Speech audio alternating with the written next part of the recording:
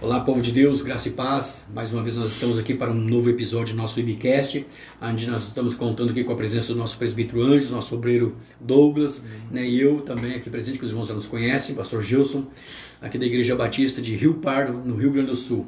E você é bem-vindo para acompanhar esse novo episódio, né, e sermos assim edificados mutuamente em Cristo Jesus pela palavra do Senhor, e é onde hoje nós vamos ter uma história, uma pauta interessante, eu creio ser interessante, né? Onde nós vamos estar debatendo sobre esta pauta aí, sobre a igreja, né? De um modo geral aí, a igreja contemporânea de nossos tempos atuais aí, fazendo um paralelo, né? A exemplo da igreja primitiva, da igreja de Atos dos Apóstolos, o que nós estamos acertando, o que nós estamos errando, aonde nós precisamos corrigir as nossas rotas.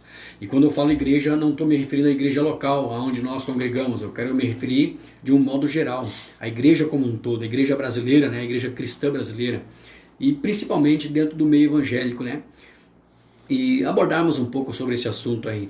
Então, a igreja hoje, nós vemos que, de certa forma, ela tem atuado, né, onde temos visto inúmeras igrejas sérias, igrejas que trabalham, e igrejas, infelizmente, que não tão sérias e que muitas vezes deturpam o evangelho de Cristo, né, por interesses próprios, interesses de líderes, interesses humanos, né, onde pessoas fazem comércio da fé das pessoas, o que acaba prejudicando a igreja de um modo geral. Então, normalmente, as pessoas que talvez estão de fora, né, olham para a igreja e colocam tudo dentro do mesmo saco, como se diz, né? Generalizam, né? É tudo a mesma coisa, né? Isso, a igreja é corrupta de um modo geral. Não, queridos, nem toda igreja é corrupta. Tem as igrejas que são sérias, que trabalham, né, que dão de si e que buscam viver o evangelho de Jesus. O problema é que hoje, né, por falta talvez de conhecimento e discernimento da população e da sociedade em geral, acabam colocando e vendo, né, porque normalmente o que aparece são os escândalos na televisão e nas mídias, né? O mundo faz questão de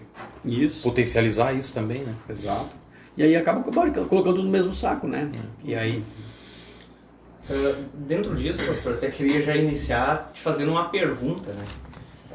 Principalmente nesse contraste que a gente vai procurar fazer, né, da igreja bíblica, ou seja, primitiva, com a igreja de hoje, né, que tem atuado bastante, tem se destacado, né, hoje a gente vê, querendo ou não, a igreja tendo influência em várias áreas, a política é um exemplo, né, que a gente vê a igreja fazendo a diferença, né.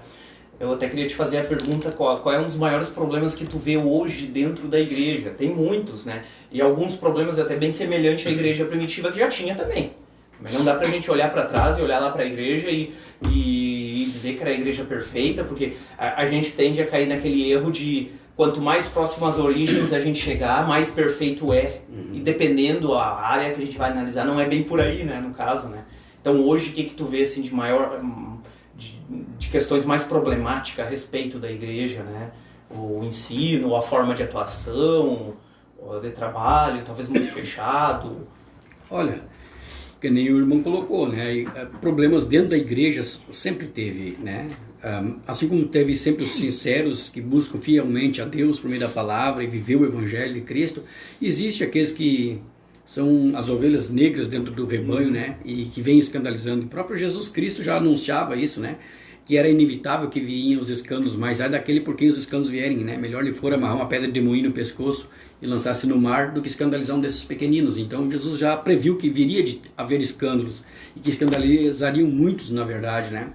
E bem como o irmão Anjos disse, né, na igreja primitiva já aconteciam de ter muitos escândalos, né? Na igreja de Corinto, por exemplo, era uma igreja bastante problemática. Alguns companheiros de Paulo também começaram a abandonar Paulo e a escandalizar o evangelho. Falsos mestres se levantando. Isso, falsos mestres, falsos profetas. Então, escândalo sempre existiu, desde os primórdios da igreja, né? Mas a questão é que nós queremos levantar aqui como nós podemos corrigir as nossas rotas, olhar para o passado, olhar também para os erros da igreja primitiva. Como eles agiram, né? Pra gente agir hoje. Exato. E buscar corrigir as nossas rotas, no caso. Ou seja, a exemplo dos exemplos negativos que nós vemos na história, inclusive registrados na Bíblia, né, procurar evitar esses mesmos erros. Então isso é corrigir rotas, ou seja, analisar, procurar e examinar e achar os nossos erros e em cima desses erros encontrados corrigir essas rotas, né?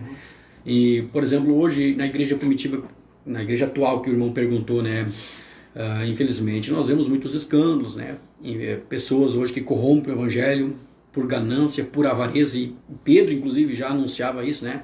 Que por causa da avareza faria um negócio do povo, ou seja, negócio da fé, né? Comercializariam a fé. Então você vê hoje muito disso, né? Igrejas que em vez de estar ensinando o arrependimento dos seus pecados, né? A conversão a Jesus Cristo e viver uma vida devota a Deus, uma vida piedosa, estão ensinando ali, né, que se você der tanto, você vai receber o dobro, se você der isso, vai receber aquilo, ou seja, estão barganhando com Deus hoje em dia, né?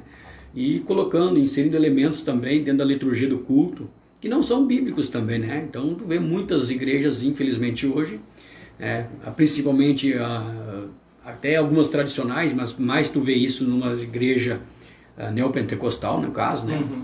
Mas também existem, infelizmente, igrejas até tradicionais que acabam também se corrompendo muitas vezes por uma questão de lucro, no caso, né? Então tem que ter um cuidado. Dentro dessa contemporaneidade que a gente está falando, né, existem algumas questões, por exemplo, que o pastor está citando aqui, que é a hipergraça, o misticismo, o evangelho coach, tem essas coisas todas que nós estamos tendo que lidar hoje. E são, por exemplo, eu vejo que estão pegando uma parte do evangelho e potencializando, esquecendo do todo, né?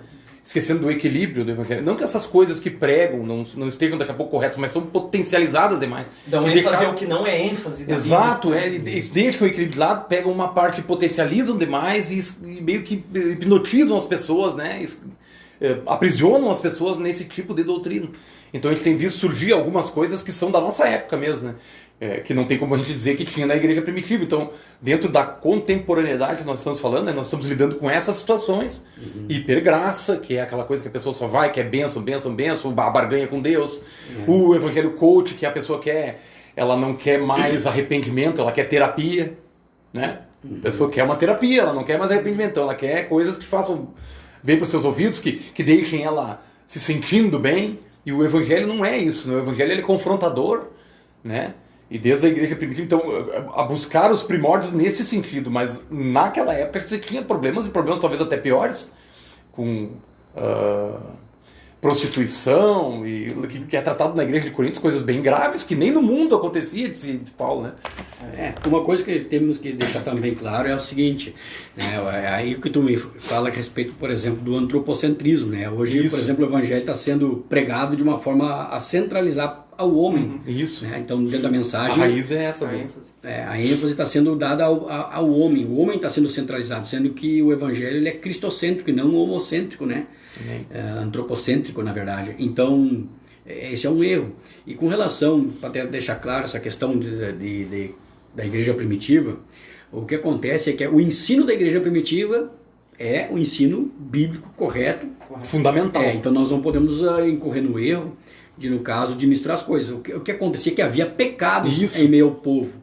Não que mas eles eram tratados e corrigidos. As pessoas não ficavam ali no meio à vontade. Não negociavam a doutrina. Nós temos os mesmos problemas hoje. A questão é se tratamos da mesma forma que naquele período. Aplicamos, né? E há uma permissibilidade hoje em dia. Ou seja, antigamente, por exemplo, a palavra era a palavra e as pessoas pregavam, e né? Se adaptar doa quem doer. Paulo, inclusive, diz assim, não estou aqui para agradar aos homens. Se estivesse para agradar aos homens, já não seria mais servo de Cristo. Ou seja, a palavra era pregada, o ensino era colocado e a disciplina era dada se necessário. Então, quando havia pessoas, por exemplo, que pecavam, como no caso de Coríntios, que pessoas que estavam tendo relação com a própria madrasta, por exemplo, que é um dos casos ali na primeira epístola de Coríntios, Paulo trata veementemente essa questão. Entrega a Satanás, expulsa. Isso. E outras também fofoca. Paulo também, né, é firme na orientação, na disciplina. Então, o problema é que hoje está sendo mais, tipo assim... Está havendo uma permissibilidade maior. E aí entra a questão por causa do em nome do amor, né? Em nome do amor. Essa antropocentrismo. Mas essa deturpação do amor, na verdade, né? É o antropocentrismo, na verdade. Então, para não ofender o homem, para que ele permaneça como membro da igreja, né? Ele vai ali até mesmo aceito com seus próprios pecados. E não é assim que o evangelho é ensinado. Ele ensina a sermos tratados e corrigidos e redarguidos pela palavra de Deus. Deus. Dentro disso eu vejo que a gente acaba chegando num dos maiores problemas da igreja hoje. Como eu disse, a igreja ela tem desenvolvido um papel de influência em várias áreas, né? Tanto é que esses dias até vi, não me lembro onde, se foi um vídeo, alguma coisa assim, do de uma pessoa que nem cristã, não é do contexto de igreja, usando alguns termos de igreja, tipo sangue de Jesus. A gente vê que a gente está influenciando até existe um jargão evangélico então, que está na moda. A gente está influenciando, a gente está adentrando em todas as áreas da sociedade. A questão do maior problema que eu vejo devido a isso é que não está gerando a transformação devida né? Sim. Devidas, no caso. São né? palavras da boca para fora. Né? A transformação. Porque era para mudar esse quadro na nação brasileira, até mesmo dentro da política, até mesmo dentro da sociedade, né? Dentro das instituições que, se nós já somos aí em torno de 20 e poucos %, né? Quase 30%, e há algumas expectativas aí, né? Algumas projeções de que em 2050 vamos ser a metade. Onde é que está a mudança da nossa nação? É que na verdade tá havendo uma espécie de vulgarização, na verdade, né, do evangelho. No caso, as pessoas estão tomando isso por uma cultura e não por um estilo de vida de fato, né? Então está se culturalizando. Uma isso. Modinha? É uma moda, né? Tá virando moda no meio da gospel, sociedade. né? É o mundo gospel aí, é midiático, entra na mídia, né? Então as pessoas vejam isso como algo, é de Deus, eu também quero ser de Deus, então eu vou nessa onda, né? Mas não há uma transformação, uma conversão genuína. Ou até uma conveniência, né? Por uma dor ou uma necessidade que a pessoa está sentindo. Que querendo ou não, a palavra de Cristo, ela é algo que conforta os nossos corações, é algo que nos dá uma conforta e confronta, né? Uma perspectiva e uma esperança. Aí é que tá, é o evangelho que tu seleciona, né? É mais ou menos como tu ir numa feira teológica e tu escolher aquilo que realmente te interessa e que te agrada. Tipo, a parte consola, que tem muito consolo na palavra de Deus, né? Tem muita palavra de esperança que nos dá ânimo, né? Que faz colocar de pé aquele que está caído, renovar aquele que está fraco. E isso para os dias atuais, que a gente vive uma sociedade doente, onde os problemas emocionais e psicológicos são, como é que eu posso dizer assim, de uma forma incomum até mesmo, se a gente for olhar para a história, né, da humanidade, né? Então, querendo ou não, essas mensagens é útil para os tempos de hoje. A questão é que está havendo uma seleção do que me interessa e do que não interessa. Aí por isso que não está havendo essa transformação. O evangelho, ele está numa posição de, como é que eu posso dizer assim, eu seleciono o que me interessa e isso não me interessa, eu deixo de lá. Sabe o que me parece que é uma coisa que me preocupa, uma reflexão que eu faço agora aqui, que eu quero ver se os irmãos concordam comigo, é que antes, por exemplo, se formavam outras religiões, outras doutrinas, né? Pegavam um pouco da palavra, se formava outra religião e pronto, não era igreja. O problema é que agora nós temos igrejas fazendo isso e se dizendo igreja, entendeu? Então, são igrejas, se dizendo igrejas de Cristo, que usam a Bíblia, entendeu? Mas que não pregam toda a Bíblia. Então, antes, a gente tem exemplos de doutrinas, eu não vou citar aqui para evitar qualquer tipo de polêmica, mas a gente sabe que usam até determinadas partes da palavra, mas, não, essa aqui eu não concordo, essa aqui nós temos uma outra leitura, mas é uma outra, é o Evangelho segundo o fulano de tal. Entendeu? Mas hoje a gente está vendo que tem igrejas que usam a Bíblia, se intitulam Igrejas de Cristo, as pessoas entram lá para dentro, mas não é pregada toda a Bíblia. Eles têm a Bíblia, eles têm o pastor, entre aspas, todas essas coisas, né? E eles não se excluem mais de ser igreja, entendeu? Eles se dizem igreja, mas eles estão pregando coisas que antigamente se formavam outras religiões, outras doutrinas, vamos dizer assim. Né? Entendiam que não dava para se amoldar a Bíblia. Exato, então hoje estão amoldando a Bíblia. Exatamente, é isso que eu estou dizendo. Então isso tudo é em nome do humanismo, né? É essa coisa, o humanismo, que é o antropocentrismo que o pastor fala. Tudo em nome, por exemplo, de que tem que ter amor, que tem que aceitar tudo. Não, a gente aceita todos, né? Mas não aceita tudo. A Igreja de Cristo não aceita tudo, aceita todos. As pessoas não entendem isso, né? Que tu tem que te amoldar. Desde que eu cheguei eu sempre entendi isso, que eu precisava me adaptar ao Evangelho, não o contrário. A porta é estreita, né? Exato, então, mas essa aí não pode nem ser falada em determinadas igrejas que se dizem igreja, entende? Exato. Então não é pregada mais a Bíblia toda, de Gênesis a Apocalipse. Apocalipse, então, Deus o livre, não dá nem para falar. Tem gente que fecha a cara e não quer nem saber o que é, né, cara? O tempo do fim.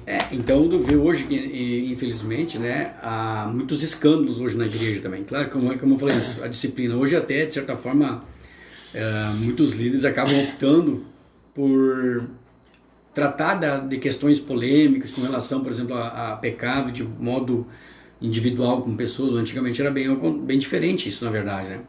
E voltando à questão dos escândalos, por exemplo, e vindo numa outra vertente, em cima disso aí que o irmão falou, abrindo igreja, e às vezes nem abre igreja, às vezes as pessoas saem da igreja e permanecem fora da igreja por causa dos escândalos da igreja. E aí entra uma questão que a gente pode comentar também, por exemplo, a respeito dos desigrejados, né?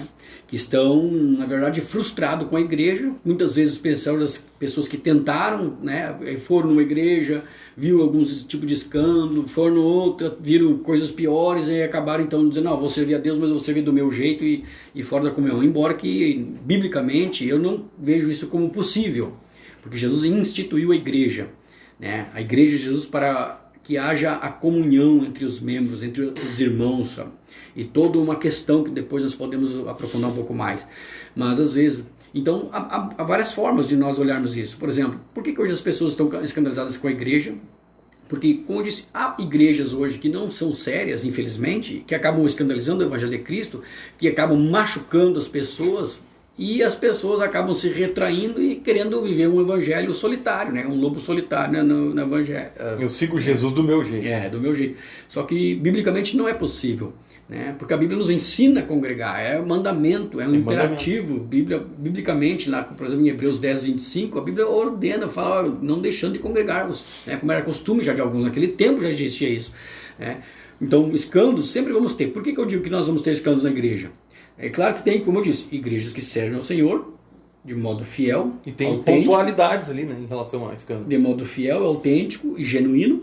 Embora que mesmo nessas igrejas você vai encontrar falhas. Por quê? Porque a igreja ela é constituída por seres humanos. E seres humanos, infelizmente, nós gostando ou não, são falhos. E seres humanos são falhos. Então, ainda que não haja escândalo doutrinal, né, não há doutrinas, né, heréticas, vamos dizer assim, dentro de uma igreja, mas às vezes você vai encontrar falhas, até mesmo num líder, numa liderança, e eu digo falhas no sentido de, às vezes, pontuais. Não estou dizendo que é uma pessoa que vive na prática do pecado. Daqui a pouco o cara lá tá com a cabeça cheia lá e foi talvez mal educado com alguém, né, num momento de pressão, e aí a pessoa já tira por aquela pessoa como uma pessoa que não é de Deus.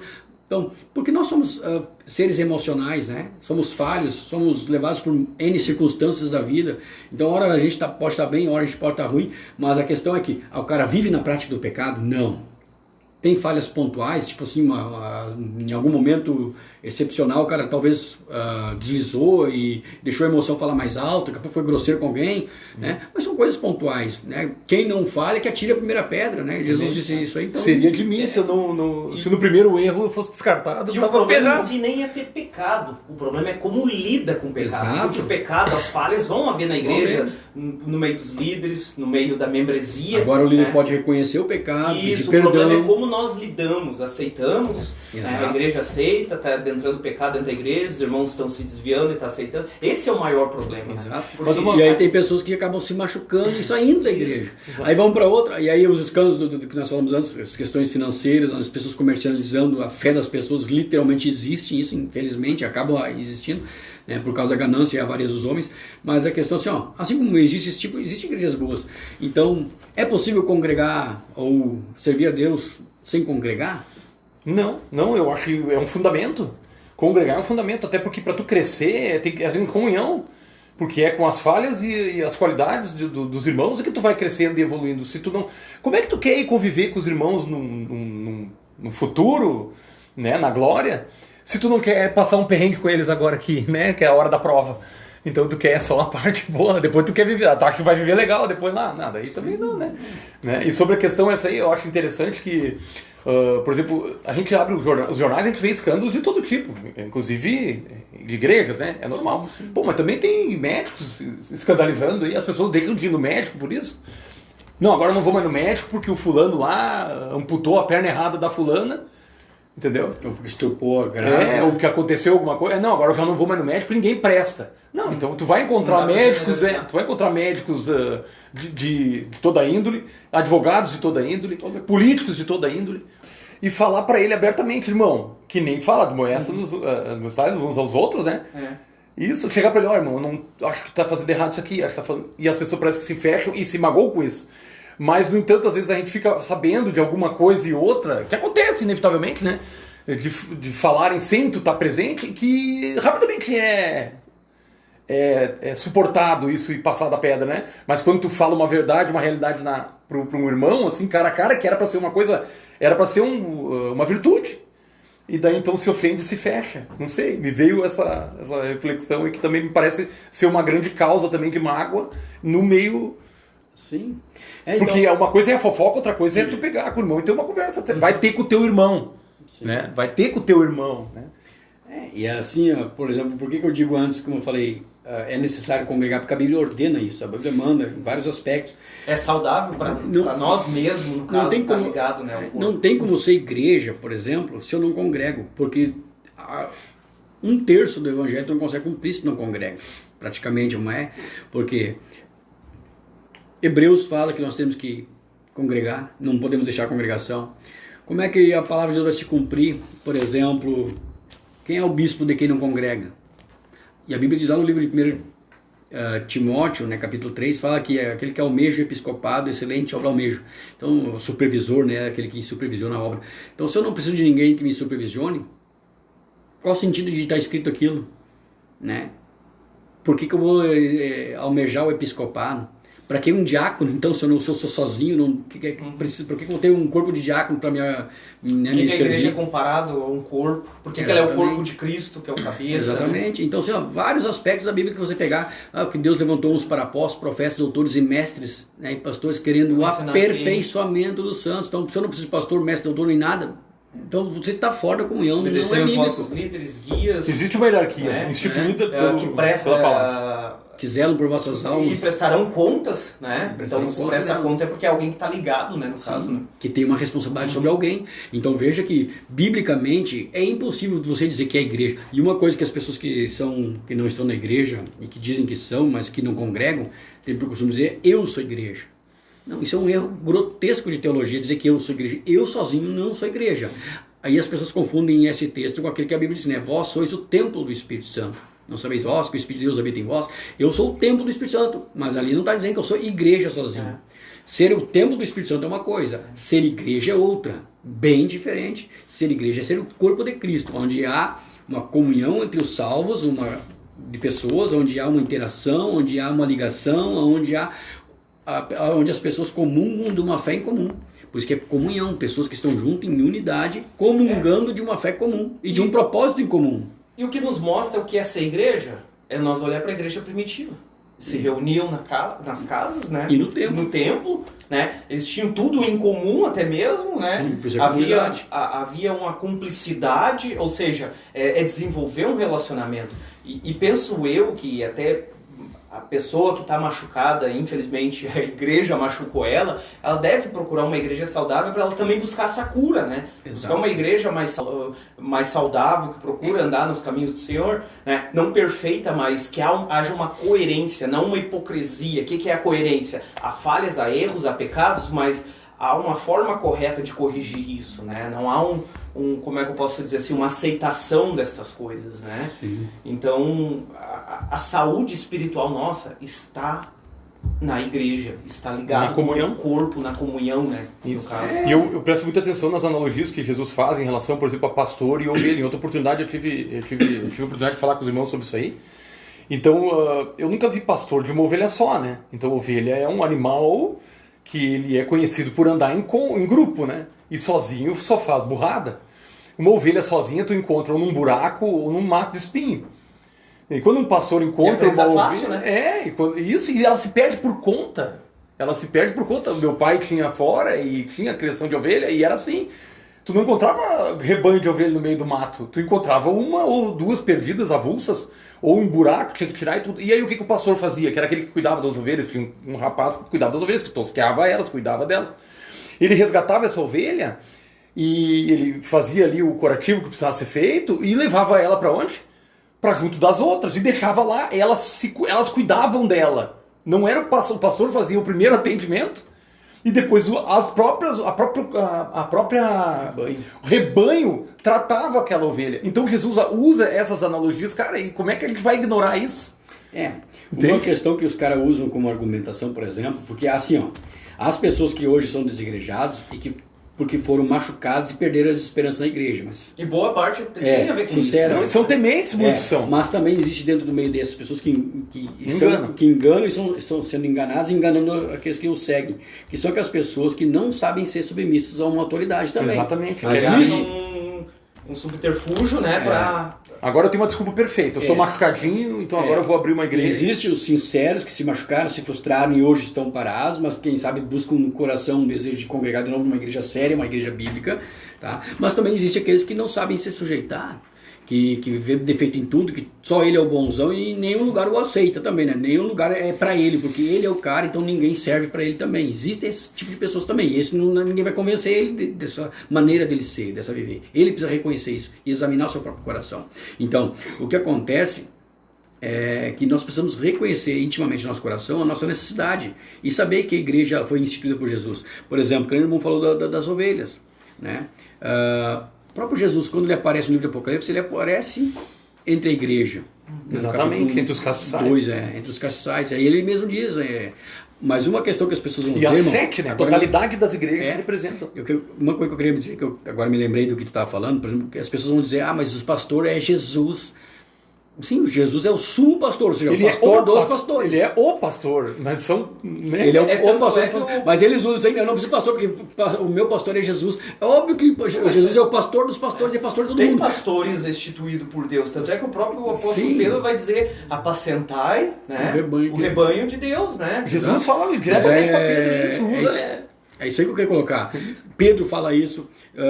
Efésios 4:11 também, se não me engano, a Bíblia diz que ele instituiu mestres, pastores, doutores, todas essas a hierarquia da igreja ali, né, querendo o aperfeiçoamento dos santos, né?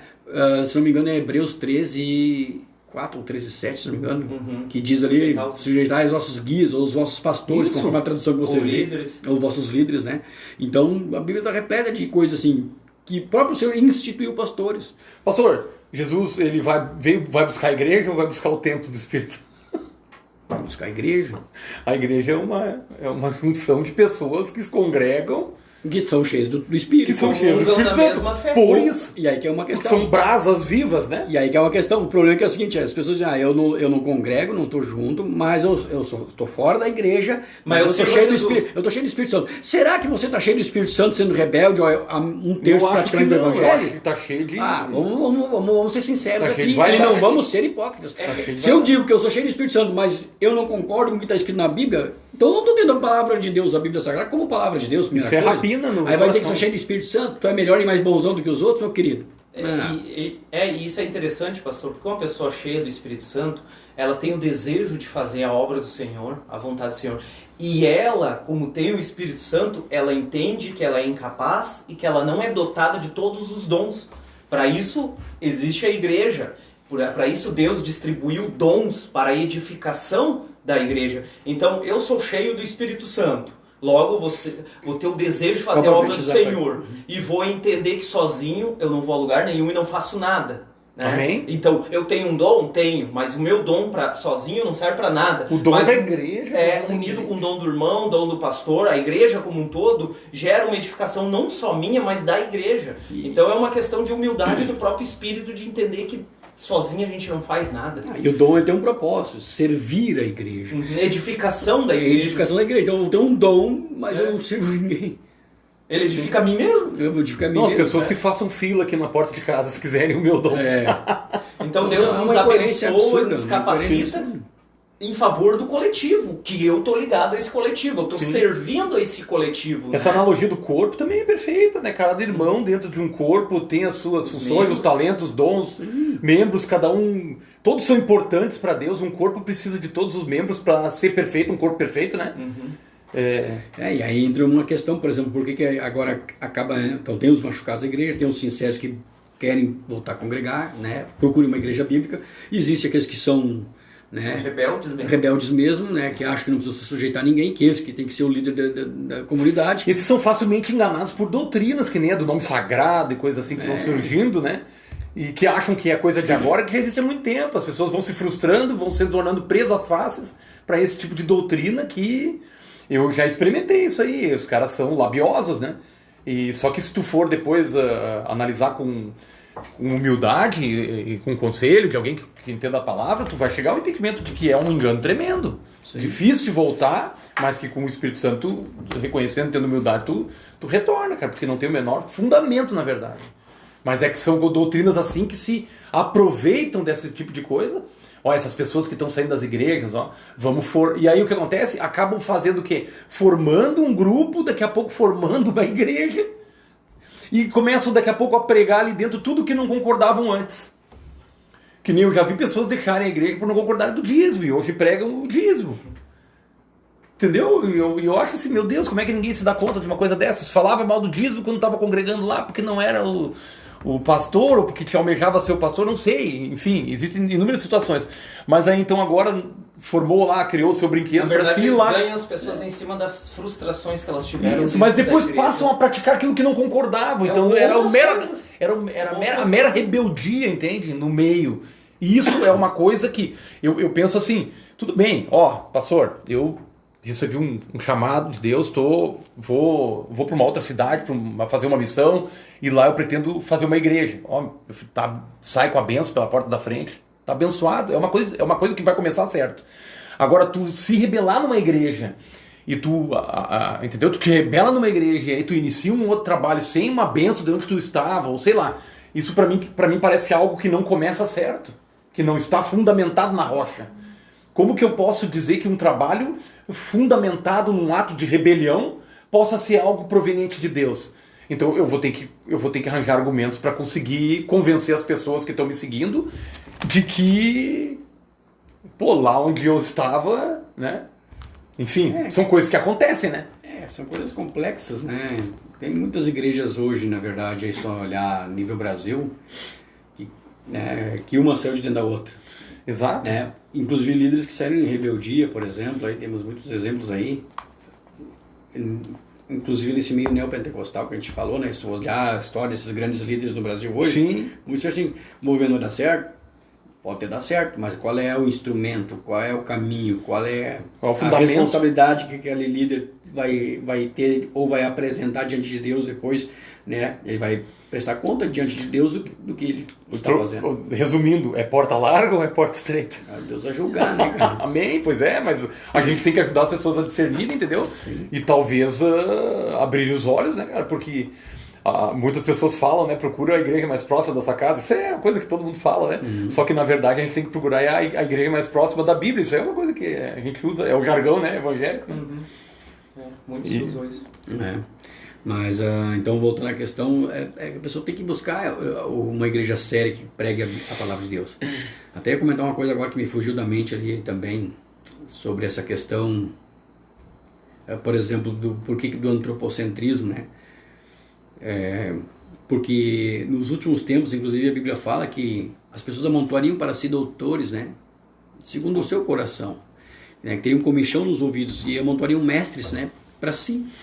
Né? Ou seja, para coçar os seus próprios ouvidinhos, eu gostaria de ouvir isso. Então hoje a palavra de Deus ela é confrontadora e as pessoas não querem ser confrontadas hoje, né? E aí entra o que tu falou antes também, a questão do amor tudo vale, né? Então, que as pessoas não querem mais um arrependimento, querem uma terapia, né? Exatamente. Então é complicado isso. As pessoas infelizmente são, né, de modo geral, aversas à verdade. E aí a verdade incomoda, a luz incomoda as trevas. Então, temos que ter coragem e vir para a luz, né? Dou os nossos olhos ou não, que nós venhamos para a luz do Evangelho de Cristo e sejamos pelo Evangelho confrontados, e estejamos dispostos a carregar a cruz. E por que então essa questão do coach e da terapia? Porque as pessoas querem palavras voltadas para o coração do homem. Porque elas estão coçando os ouvidos e querem algo que os coce, né? E tu acha que esses líderes então estão se... Porque, de certo modo, não dá para culpar as pessoas. Elas querem isso. Elas buscam isso. Não dá para culpar no sentido porque também estão na ignorância. Os dois são culpados. Estão de conta aqueles que o seguem. Ignorância. Mas isso. Aí o culpado é quem se oportuniza disso. Os dois. Só tem oportunista porque tem gente que dá oportunidade. Sim. Olha, cara, bastaria as pessoas não comprarem droga que as bocas faliam, né? Exatamente. Eu digo que muitos estão neste meio, né, na ignorância ou vendidos aos seus próprios desejos e vontades. Ludibriados. Mas né? quando alguém sério prega a verdade, como o próprio Simão, aquele mágico, se eu não me engano, né? Ele chegou ali diante dos apóstolos com más intenções de obter lucro, né? De má fé. E ele expôs isso para os discípulos verdadeiros. Né? E aí o próprio apóstolo Pedro, se eu não me engano, né? Pereça contigo, né? Que ele quis comprar os dons, né? Ou seja, o interesse dele não tinha nada a ver com o evangelho. E por trás do inimigo tentando corromper, né? Porque houve um homem que não se dobrou e permaneceu, na verdade, porque se Pedro poderia, então dá uma parte aí, negociar. Se corromper, pregar conforme o que ele queria e ter o benefício, que é bem característica do falso mestre. Mas Pedro permaneceu na palavra fiel. Ele diz, pereça contigo o teu dinheiro, né? E vejo que o teu coração está cheio de malícia e demais coisas, ou seja, precisa se arrepender. E aí Simão diz, ore por mim. Ou seja, como alguém não se dobrou a essas tentações, aquele que tinha interesses errados se rendeu. E eu digo por mim mesmo, eu antes de conhecer a palavra como um todo, eu olhava para a igreja, principalmente essas que estão na TV, e eu queria aquilo, eu queria aquelas riquezas. Né? Quem está no mundão aí vendido ao pecado e às tentações não quer isso, então eu queria, mas aí depois comecei a estudar a palavra, comecei a perceber que não é isso. Que na verdade era um caminho mais difícil. Óbvio que tem pessoas que leem a Bíblia, meditam e continuam buscando esse tipo de doutor, né? Esses eu acredito que... Ou distorcem para chegar acontece lá o que diz em Romanos 1, Deus entrega suas próprias paixões. Mas aquele que está na ignorância, eu creio que Deus traz para luz. Com certeza. Né? Se o líder, aquele que está ministrando, também permanecerá. Bom, o que é importante, cara? Eu vejo assim, por exemplo, que as pessoas elas estejam numa igreja onde, quando elas tropeçarem, que elas não sejam, embaladas para que continuem tropeçando, entendeu? Mas que elas sejam daí corrigidas e que sejam ajudadas a levantar, tá me entendendo? Então, tipo assim, se existe uma pessoa que está na prática do pecado, que a igreja ajude ela a entender que aquilo é pecado e abandone aquele pecado. E a palavra tem ferramentas para a gente agir dessa forma, né? Para ajudar as pessoas a levantarem, mas não a adaptar a igreja para que essas pessoas continuem andando conforme as suas concupiscências, conforme os seus próprios caminhos, né? Como foi a pregação do irmão até de domingo, né? Então que as pessoas venham a ser levadas ao arrependimento, à metanoia, à mudança de vida, à mudança de rota, né? Então a igreja tem que ter esse papel de confrontar o pecado, entendeu? Para que a pessoa venha a ter uma autoanálise. Que nem, quem sabe, foi o Simão, que teve uma faísca de arrependimento, quem sabe, ore por mim, então, para que isso aconteça, eu creio, né? Porque ali ele foi usado por Satanás também para tentar corromper um homem genuíno de Deus. Porque Pedro era um homem genuíno de Deus, e mesmo assim ele estava suscetível a se corromper, se ele aceitasse a proposta. Foi uma tentação para Pedro, talvez. Foi uma tentação, ele também estava suscetível. Né? Eu, ao contrário do irmão, antes de conhecer o Evangelho, o irmão disse que ele desejava aquelas coisas e desejava o evangelho por isso. Né? E eu já olhava com aquela outra visão do pastor. Tudo é a mesma coisa aí, ó. Entendeu? São tudo ladrão e tudo mais. Então eu não queria saber disso aí. Então eu ia para outros lados, né? Outros lados. Mas quando eu comecei a conhecer a palavra, como irmão daí, eu vi que na verdade o caminho era mais difícil, né, cara? Aí o cara tem que decidir se quer mesmo seguir ou não. Não adianta a gente ficar mentindo para as pessoas. O caminhar com Jesus é o caminho mais difícil, é a porta estreita, é o caminho estreito também. A porta estreita porque o caminho vai afunilando, cara.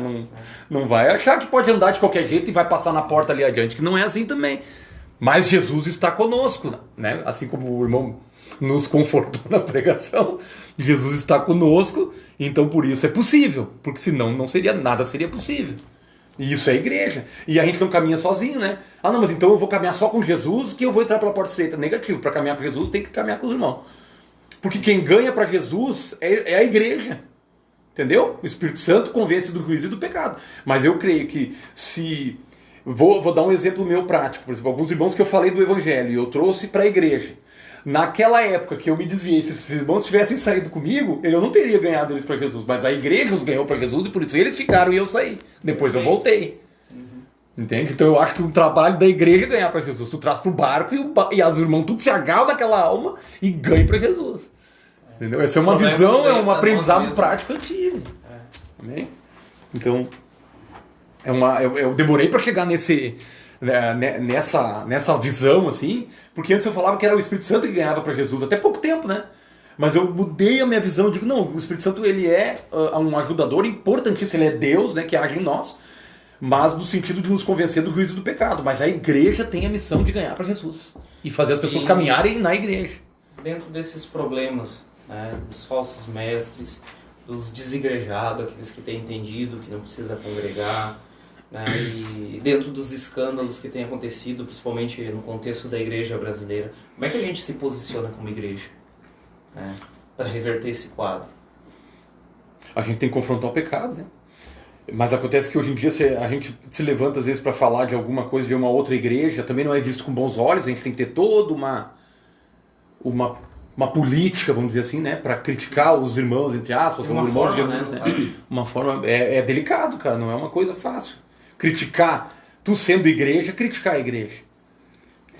Tu fazendo parte da igreja. A gente não está criticando a igreja, eu acho que nós estamos aqui colocando, né, fazendo uma análise daquilo que pensamos ser correto como igreja, né? Exato. Aí não passando pano nem para o errado e olhando e reconhecendo que há os que são corretos. Então existem igrejas corretas, como já falamos aqui, mencionamos, né? Coerentes. Que precisam ser honrados, que precisam ser reconhecidos, que precisam ser estimulados, inclusive, né? E que também são falhas, né? Também vai haver falhas. Né? Então, a questão é que essas não estão em destaque, né? Essas normalmente aí não parece que é tudo... A gente não tem um canal na TV, né? Até porque a gente não tem algo que o povo, o que a maioria vai gostar de ouvir. Não digo nós, eu digo das igrejas sérias que a gente conhece, que não é do nosso meio, né? Mas a gente sabe que tem. Né? Mas você quer ver, irmão? É porque a gente não tem algo a oferecer para a multidão que elas querem, o que elas querem como o pastor disse, as pessoas querem isso, é por isso que isso vende mais, entre aspas, né? Elas querem, as pessoas querem isso. As pessoas querem facilidade. Aí entra um outro ponto, como a gente agir. Eu acho que a gente também tem que ocupar esses lugares. Também tem, só que a gente tem muito menos recurso material. Sim, mas... Pra concorrer, vamos dizer. No suor temos que fazer, mas também não é isso que a gente está fazendo, porque querendo ou não, eu creio que os sinceros Deus vai dirigir também. Amém? Para alcançar. Né? Eu acho que a gente, como igreja, que procura ter uma seriedade, né, e nos outros contextos também, né, tem que entender isso, né, porque esse método, né, de alcançar as pessoas, as coisas têm mudado, as ferramentas têm sido diferentes, e eu creio que não é pecado isso, né, no caso, né, que pecado é tu distorcer a palavra, a verdade, o ensino, né, agora a forma de alcance, né, e eu não vejo problema algum nisso, eu acho que isso é um dos pontos pra gente... A gente tem as ferramentas para fazer isso aí. A questão, a disparidade, aparentemente a disparidade de armas, ela é desleal, né? Mas é claro, nós temos aquilo que nós cremos, né? Que é a ajuda divina de Deus, pregando a verdadeira palavra. Então eu acho que aonde a palavra tem que chegar, ela vai chegar. Às vezes a gente nem vai ficar sabendo. E eu acho que é melhor assim. Para que ninguém se glorie. Amém. Não, quando, por exemplo, o que nós estamos falando não é uma questão de formas, né? Mas dogmas e doutrinas bíblicas que nós não podemos abrir mão. É claro que a forma de trabalho ela precisa ser contemporaneizar, evoluir, né? Não, agora, embora com um cuidado para que esta evolução pragmática, no caso, de prática de trabalho, ela não vai corromper aquilo que é o evangelho, que é a doutrina. O problema é que hoje tem muitas pessoas, inclusive afrouxando a doutrina, vamos assim dizer, né? Para atrair. E as pessoas às vezes vêm, mantêm, e por isso que não há transformação. O desejo isso, de alcançar, é isso, entendeu? Então aí que está a questão, que as pessoas às vezes têm igrejas volumosas, né? Cheias de pessoas, vazias, mas às vezes, né, que carecem de uma presença de Deus, né, poderosa. Né? Então nós temos que cuidar disso. Não estou falando para os outros, estou falando isso para nós também, né? Para mim inclusive. Temos que para que a gente não se perca pelo caminho. Né? Nós não podemos, por causa do número, né, nos perder ou negociar a doutrina de um modo nenhum. Então nós temos que ser coerentes com a doutrina, fazer o que está ao nosso alcance, né, à nossa disposição, porque eu creio que Deus deu um propósito para cada igreja, para cada pastor, para cada, né, congregação. Fazer a nossa parte, procurar fazer bem feita, não negociar a fé, não negociar a doutrina, né, mas achar todos os meios e formas possíveis bíblicos que podem ser utilizados para alcançar o perdido, né? Isso é óbvio, né? Amém. Então, isso é o importante. E as pessoas que nos ouvem, cuidado para que não queiram ouvir apenas aquilo que gostariam de ouvir. Aí eu estava querendo... aquilo que precisam ouvir, né? Aí, concluindo aquela questão de antes, né? Essa aqui é a questão que nós precisamos tomar, porque é bom ouvir uma palavra que nos anima, que nos fortalece, que me motiva. Mas não é só isso, O evangelho não é só isso. Pelo contrário, às vezes o evangelho diz, quem não tomar a sua cruz não seguir após mim não é digno de mim. Tem essas coisas, mas não é só isso. Essas palavras de conforto, elas vão vir ao natural, entendeu? Mas quando a gente está iniciando uma caminhada, a gente vai sentir o confronto primeiramente. Não é normal tu chegar num lugar e já ser logo sentindo confortável.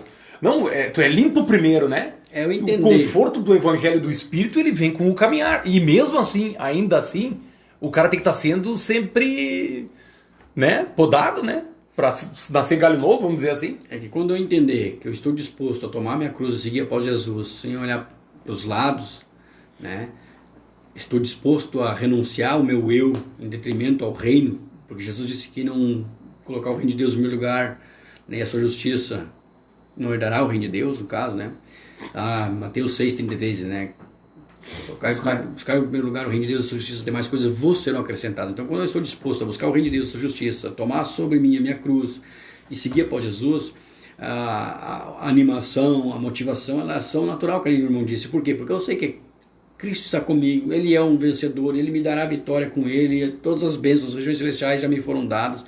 Então, as demais coisas vos serão acrescentadas, como diz o versículo 33 do capítulo 6 de Mateus. As demais coisas vos serão acrescentadas. Né? Mas as pessoas pensam que isso é sem esforço, né? Porque as pessoas não querem o reino de Deus em primeiro lugar, elas querem primeiras bênçãos em primeiro lugar. Né? Infelizmente. Exato. Elas não querem o próprio Deus, só e não as requer... mãos deste Deus pode dar. Não, e requer uma coisa que as pessoas não estão dispostas mais a fazer, que é renúncia. Então elas acham assim, como é que é? Jesus já pagou o preço. Tudo é assim, né? Então eu posso viver a lagandária que Jesus já pagou o preço. Então não tem que ter sacrifício nenhum, porque Jesus é o sacrifício perfeito. Elas deturpam a palavra a tal modo que parece que seguir Jesus hoje tu não tem que renunciar a nada. Entendeu? Como se nós não precisássemos renunciar, por exemplo, a um momento de lazer com a nossa família agora, para estarmos aqui falando da palavra a essa hora da noite, numa segunda-feira. Isso é também uma renúncia, né, irmãos? Não é verdade? Sim. Entendeu? Fazer a obra exige renúncia. Então, uma questão... Bom, fala depois eu falo sobre isso. Pode falar, porque eu ia mudar um pouquinho, né? Eu também ia mudar. Eu ia colocar uma questão, por exemplo, que está bastante em evidência hoje, por exemplo, que fez uma polêmica gigantesca, aquela música... Como é que é? Fariseu, né? Evangelho de Fariseu. Evangelho de Fariseu, tá? Ali, uns concordaram, outros não concordaram, essa questão toda dessa música, né? Uns disseram que a música generalizou, outras pessoas disseram que essa música, na verdade, ela só ofendeu aqueles que foram, de fato, né, tocados. E aí é uma questão bastante polêmica e complexa. Tem as duas partes. Tem os dois lados. Tem os dois lados aí. Né? Então, quem se ofendeu é porque o chapéu serviu, por exemplo. Não é bem assim também. Mas também há a forma da generalização da letra. Independentemente dos méritos da pessoa, né, da cantora, ou sem da fazer, música sem fazer um julgamento pessoal da menina, né? Que é uma faxineira numa igreja de 15 membros. Então ela não tem nem noção do que é progressismo, sem que é julgar a pessoa, nem das características. A questão assim, é uma questão que nós temos que levantar como igreja brasileira, no caso, e trazer uma autorreflexão, fazer considerações, corrigir rotas que talvez estejam desalinhadas com o Evangelho. Né? Isso é importante para nós, né? Porque às vezes nós temos uma tendência muito grande de entrarmos num comodismo. E de fato, quando vê, a gente está fazendo aí eventos. E é uma questão assim, fazemos eventos para nós mesmos.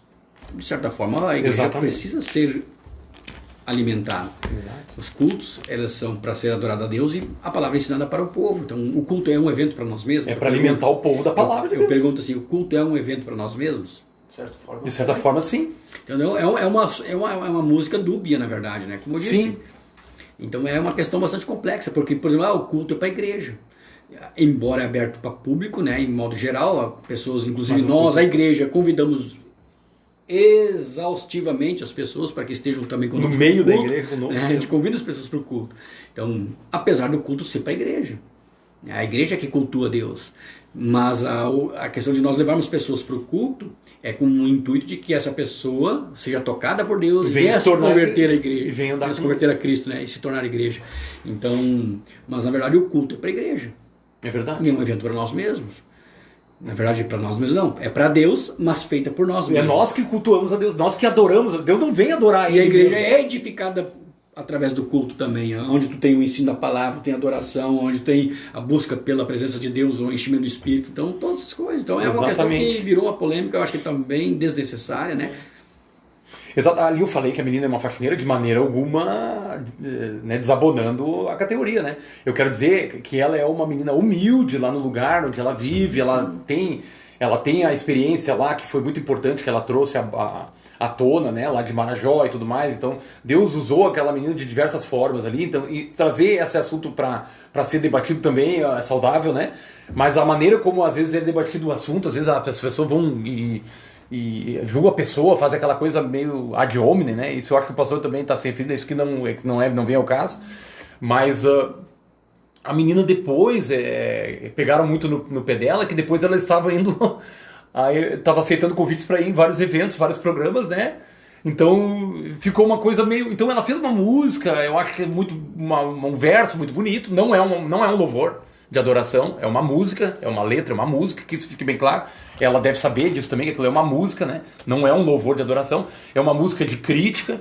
Então tem os dois lados da moeda que o pastor falou, mas a menina acho que não tem noção de muita coisa do que ela está falando ali. Ela não sabe o que é progressismo, ela não sabe o que é essa coisa toda, entendeu? Então ela colocou na música ali coisas sobre as queimadas na Amazônia e todas essas coisas que estão na agenda 2030, que ela não faz nem ideia do que é. A questão nem é falar da música. É por isso que ela fez tanto alarde, né? Sim, mas a questão nem é falar da música nem da menina, muito menos na questão, né?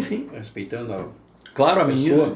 Mas, tipo assim, eu digo assim, nós precisamos, de vez por outra, como igreja, fazer uma autoavaliação, uma autorreflexão como igreja, né, para nós acertarmos as nossas rotas. Então, independentemente da polêmica que se levantou, nós como igreja precisamos sim fazer todo momento uma reflexão para ver se nós, de fato, estamos andando como Deus quer que nós andemos, né? Portanto, que Jesus esteja no centro, né, pastor? Eu acho que é isso, né? Exatamente. Essa reflexão para nos trazer sempre a colocar Jesus no centro. Porque às vezes, cara, a gente vai tirando Jesus do centro, eu acho que é isso, né? Sim. Acho que essa é a principal reflexão. E é fácil isso ocorrer, né? Porque entra o antropocentrismo no caso, porque por isso que hoje em dia tem coach, tem isso, tem aquilo. E as pessoas gostam disso, né? Por isso nós temos que ler mais a Bíblia. As pessoas precisam ler mais a Bíblia, principalmente o Novo Testamento. O Antigo Testamento é bênção, tá? Não desmerecendo de modo nenhum o Antigo Testamento, mas o Antigo Testamento deve ser visto e analisado à luz do Novo Testamento. Jesus veio e jogou luz no Antigo Testamento. Então, o que acontece? A Bíblia diz que Jesus ele veio para instituir uma nova e eterna aliança no seu sangue. Jesus instituiu uma nova e, porém, eterna aliança no seu sangue. Ou seja, a aliança que hoje está em vigor é o Novo Testamento, é uma nova aliança feita inclusive no sangue do Filho de Deus, Jesus Cristo, o Cordeiro de Deus que foi enviado para tirar o pecado do mundo.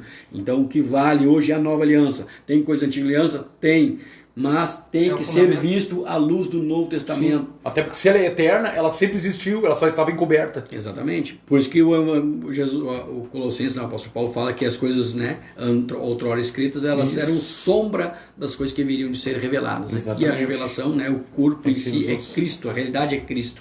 Então, é o Novo Testamento que joga luz da interpretação do Antigo Testamento e não ao contrário. Então, por isso que às vezes há uma confusão do judaísmo, do novo, disso, daquilo, porque estão tentando jogar a sombra para cima da luz. Não, é ao contrário, é a luz que deve ser revelar aquilo que está na sombra. Amém?